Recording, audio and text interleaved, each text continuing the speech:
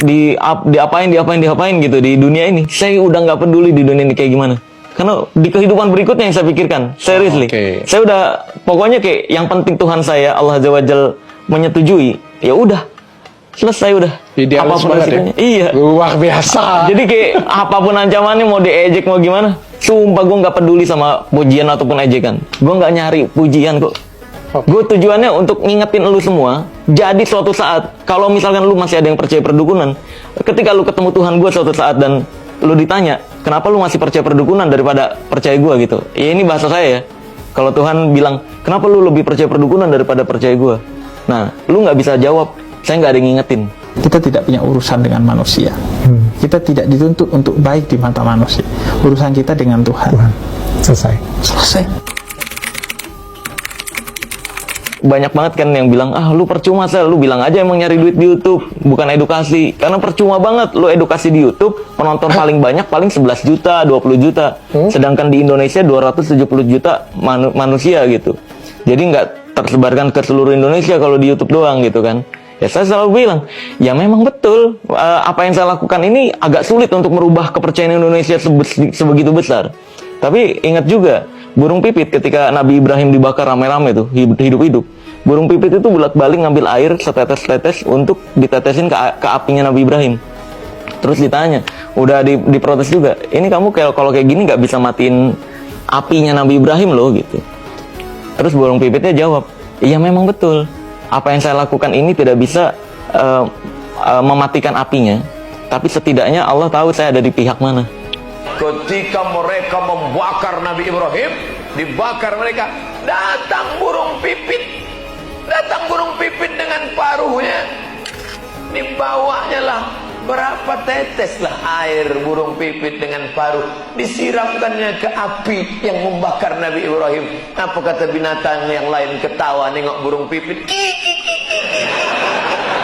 Apalah burung pipit nih, mana bisa air macam itu memadamkan api Ibrahim? Apa kata burung pipit? Aku tahu api ini tak padam karena ini, tapi nanti aku bisa menjawab di hadapan Allah ketika ditanya, saat orang soleh dibakar, apa yang kau lakukan? Aku ikut meneteskan agak tetes. Sekarang tanggapan kamu kemarin dilaporkan oleh beberapa pihak itu santai aja atau? Ya, kalau tanggapan saya kenapa dilaporin, mungkin Allah Azza wa Jalla ingin memperlihatkan kalau dukun itu tidak bisa dipercaya. Ya buktinya kalau dukun bermasalah ke polisi, bukan ke pakai main dukun ya. Kan Allah mau memperlihatkan itu. Mereka, kalau nggak salah saya baca, mereka melaporkan itu karena akunya jobnya sepi. Nah ini kan membuktikan bahwa dukun nggak ada tuh bisa penglaris pesugihan. Kalau dukun bisa penglaris, kenapa mereka keluar-keluar ketika jobnya sepi? Pakai aja penglaris harusnya. Iya kan? Kalau misalkan ada ilmu penglaris beneran. Nah itu mungkin Allah Azza wa Jalla lewat kejadian ini ingin memperlihatkan bahwa sebenarnya dukun adalah manusia biasa. Maka dari itu jangan percaya dukun. Percayanya adalah Allah Azza wa Jalla. Percaya kembali ke agama masing-masing dan Tuhan masing-masing. Berkonsultasi, meminta sesuatu, membenarkan dunia perdukunan atau apa yang dikatakan dukun sendiri, itu ancamannya tinggi dari Nabi SAW. Berbahaya itu ya. Jadi ada salah satu hadis yang diriwayatkan oleh sahabat Abdullah bin Mas'ud radhiyallahu ta'ala anhu, qala, beliau menyampaikan, qala Nabi sallallahu alaihi wasallam, Nabi sallallahu alaihi wasallam pernah bersabda, wa bima ma'na wa kama qala Rasulullah sallallahu alaihi wasallam, man ata arrafan aw sahiran aw kahinan fasa'alahu, siapa yang datang, kata Nabi sallallahu alaihi wasallam, kepada arrafan. Arrafan itu orang sebut sekarang kayak orang pintar gitu kan. Nah, paranormal lah ya. Nah, macam-macam lah selalu dibahasakan yang bagus-bagus ya. Padahal juga jadi masalah. Kenapa disebut orang pintar? Karena yang datang bodoh gitu. Iya juga betul. Kenapa disebut orang pintar? Karena yang datang bodoh kan. Kalau nggak bodoh kan nggak datang ke situ. Tapi intinya begitulah gitu, penerawang dan sebagainya. Nah, kemudian yang kedua sahiran, tukang sihir, magic dan sebagainya yang memang ditujukan untuk sihir, santet dan semisalnya. Lalu yang ketiga kahinan, dukun. Jadi ada satu kayak paranormal, kekinian dia bahasanya. Kemudian yang kedua tukang sihir, Yang ketiga adalah dukun fasalahu, lalu meminta sesuatu, konsultasi kah, minta untuk jasa tertentu kah, penerawangan, minta jimat, minta ini, minta itu, atau minta jasa untuk menyakiti seseorang dengan sihir, ya, minta jimat pada dukun tertentu misalnya dengan sesuatu. Kemudian ini yang jadi persoalan, ya, fayusaddiquhu bima yaqul. Kemudian dia membenarkan, meyakini apa yang disampaikan oleh dukun itu, ya, atau tukang sihir itu, atau paranormal itu. Apa kata Nabi sallallahu alaihi wasallam? Nah, ini yang paling berbahaya. Itu diancam langsung dengan kalimat Nabi, faqad kafara bima unzila ala Muhammadin sallallahu alaihi wasallam. Maka pada saat orang itu datang ke dukun, ke tukang sihir, ke paranormal, dan membenarkan apa yang disampaikan oleh orang-orang itu, maka dia telah mengingkari, telah kufur terhadap segala yang diturunkan kepada Nabi Muhammad sallallahu alaihi wasallam. Ya. Nah, itu diantara uslub, ya, atau cara menyampaikan informasi yang menunjukkan kecaman yang sangat tinggi, bahkan nanti menunjukkan kepada kekufuran terhadap nilai-nilai syariat yang paling pokok, yaitu akidah. Itu berbahaya. Itu berbahaya. Kata Nabi sendiri itu telah kufur dengan syariat Nabi. Karena itu anjurannya adalah segera bertaubat, ya. Jangan sampai melibatkan diri pada yang seperti itu.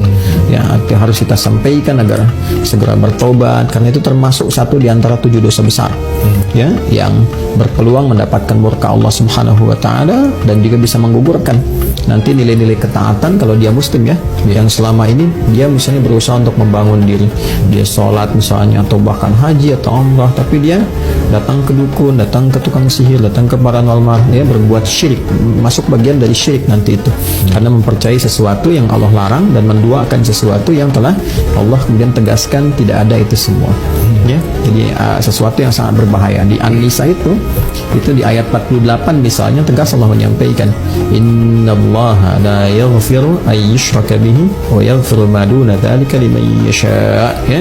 Sungguh kata Allah sendiri yang menyampaikan, ya, Allah tidak akan berkenan mengampuni dosa syirik, ya kan? Kalau dia bawa sampai mati, ya, kalau sampai wafat dia bawa dosa itu, kecuali kalau sebelum datang ajalnya dia taubat, ya, mohon ampun kepada Allah, dia perbaiki dirinya, menjauhi syirik, taubatan nasuha, maka berpeluang dapat ampunan Allah Subhanahu wa taala. Tapi kalau dia pertahankan sampai dengan dia wafat, sampai kembali kepada Allah, maka amal apapun yang dia kerjakan terhapus semuanya, ya. Dan itu sangat berbahaya ancamannya. Itu bagi yang berbuat konsultasi dengan membenarkan, percaya dengan itu semua. Sekarang kalau jadi pelakunya, nah itu jadi lebih berbahaya lagi tuh, ya, bila dia mengaku muslim, ya, bila mengaku muslim. Karena itu kita mendoakan semoga Allah melembutkan hati-hati orang yang menduga bahwa dukun itu bagian dari profesi misalnya, ya. Nah, hati-hati kalau dia muslim, ya. Kalau dia bukan muslim, ya itu urusannya. Kita tidak memberikan pencerahan atau arah-arah jalan kebaikan yang mengikat di luar nilai keislaman. Kalau ingin belajar dipersilahkan, tapi bagi orang Islam mesti yakin dengan tuntunan keislamannya, ya, mesti yakin dengan pedoman keislamannya. Nah, di tuntunan keislaman itu tidak boleh menjadi dukun. Jadi kalau ada orang Islam menganggap bahwa dukun bagian dari profesi, itu dosanya besar, apalagi kalau jadi dukun.